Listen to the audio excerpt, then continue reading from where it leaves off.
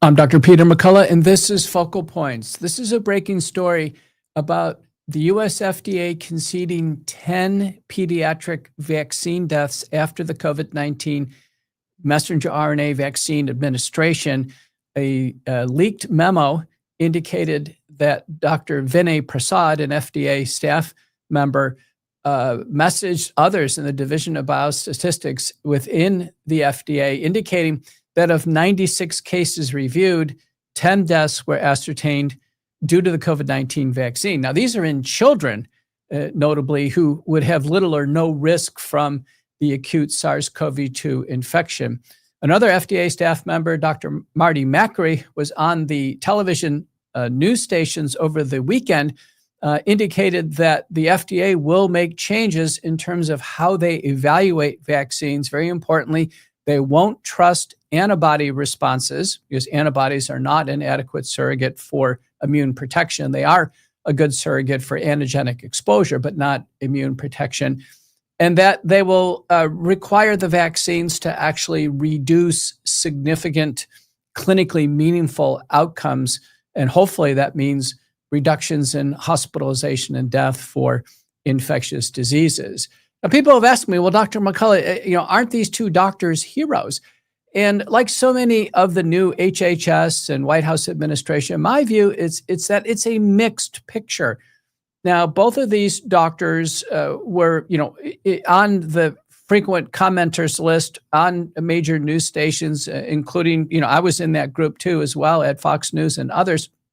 So they were well aware of certainly my concerns and our concerns regarding the vast number of COVID-19 vaccines, injuries, disabilities, and deaths. I had been widely publishing on this topic and reproducing the work of others, documenting autopsy-proven pediatric deaths. In 2021, Gill and colleagues published 2 young children died from COVID-19 vaccine-induced myocarditis, and they underwent autopsies, and this proven to be fatal.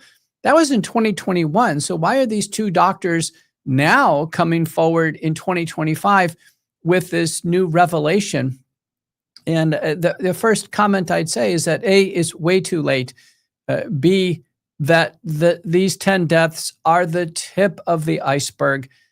There is a vast number of deaths in the peer-reviewed literature. These cases have already been vetted. We don't need FDA officials to comment on them. They're deeply concerning. And then our US CDC Vaccine Administration Adverse Event System, VAERS, has in total now, this is shocking for United States residents, 19,480 deaths. About 2,000 of these have occurred right within 48 hours of the shot. And then 19,279 Americans reported to be permanently disabled. These are reported to VAERS by doctors like myself who have already determined the vaccine is the cause of the injury, disability, or death. Because if the vaccine was not the cause, then we wouldn't do the report to VAERS. So the VAERS, it does indicate causation by proxy of reporting. This is very important. The VAERS system, I'll say it again, indicates the vaccine is the cause of the problem because the doctor or the healthcare provider in the field at the scene who's examined the patient, examined the autopsy and the medical record information, examined the clinical record and the vaccine administration has determined the vaccine is the cause. Otherwise, a VAERS report would not be made. So this is very important. I would say at this point in time, both Makary and Prasad should immediately call for the COVID-19 vaccines to be removed from the market. Every day they continue to delay on this, the more Americans will be hurt by boosters. We've already had several hundred deaths this year that have occurred on their watch. B, they should initiate a safety review of the 19,480 deaths with an independent panel to review all the information. The CDC has the patients and the families' phone numbers, emails, addresses. There ought to be interviews of family members for the deceased, interviews of the patient themselves for injuries and disabilities to get their side of the story. The CDC has all that information. The review should be done independently by people who are not CDC or FDA employees. and there should be multiple reviewers and should be an adjudication process and finally a determination of a causality for the vaccine. And then I would say finally, the FDA officials, including Makary and Prasad, needs to start showing up to important proceedings in Washington.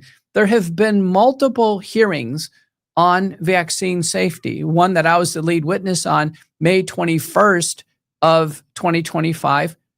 We published a report indicating that there was a government cover-up of COVID-19 vaccine-induced mild pericarditis, including fatal cases. This was held in the Russell Building in the U.S. Senate in Washington, and Makary and Prasad did not show up to get the important information. They have not indicated in any of their statements that they've even read the final report from the Homeland Security and Governmental Affairs Permanent Subcommittee on Investigation's conclusion that there was a government cover-up going back to early 2021 to conceal COVID-19 vaccine-induced mild pericarditis, predominantly among young people, including fatal cases. So, in conclusion, I think the recent FDA deliberations and statements regarding 10 deaths and the fact that it had to be leaked, they didn't come out with a press release on this, they didn't come clean with a forthright presentation to American people, and their statements that have followed.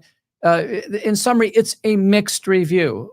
I think there should be some encouragement. There is just a sliver of intellectual honesty. There's just a morsel of medical prudence from the FDA staffers, but it's far from what America deserves.